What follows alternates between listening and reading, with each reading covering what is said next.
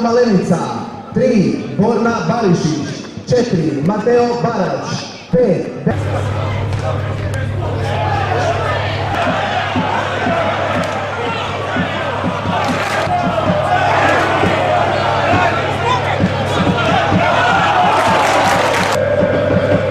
Dragi naši demoni, dragi gledatelji na sjevernoj tribini, molimo vas da se sjetite da u nogometu nema mjesta uporabi pirotehnike. Hvala.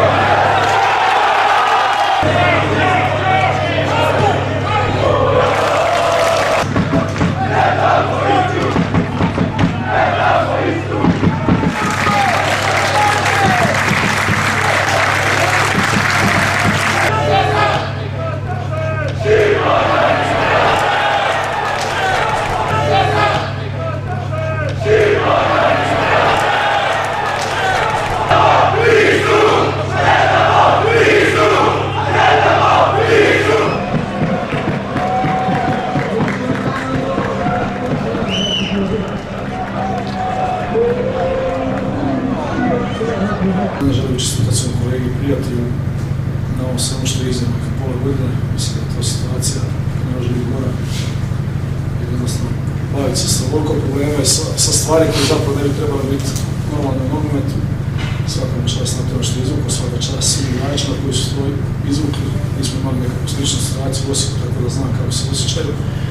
S druge strane, ako mi dozvolite, meni je prosto nevjerojatno da uopće može doći u pitanje na ovakav grad sa ovakvim stadijom, sa ovakvim uvjetima, ostane, ne Bože, u nekakvoj crnoj rupi hrvatskog nogometa, najbogatije regije u državi. I s druge strane završeno, mislim da mora nama svima u Osijeku pokazati da se privatizacija može odraditi na način kako je određena u Puli, na način kako naši vlasnici to odrađuju u Osijeku, tako da ime to i ovim putem moram zahvaliti jednostavno da se to sve za sad besprijekorno i kako mi se čini piše još.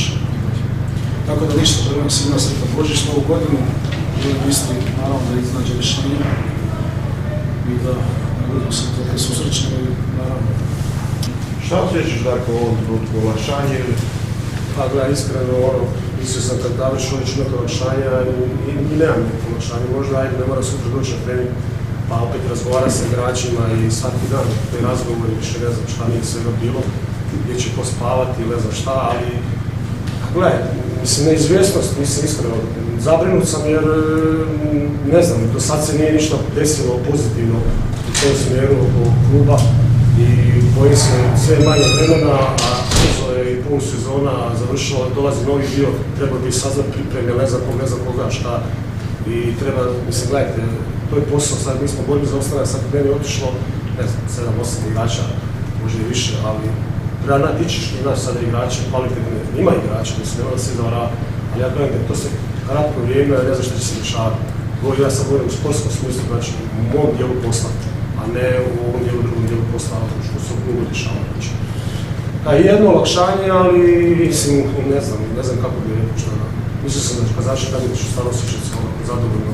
Jesam, ovo već zadovoljno sam kako rezultata, a pogodim drugih stvari, ovo sam zadovoljno pisao.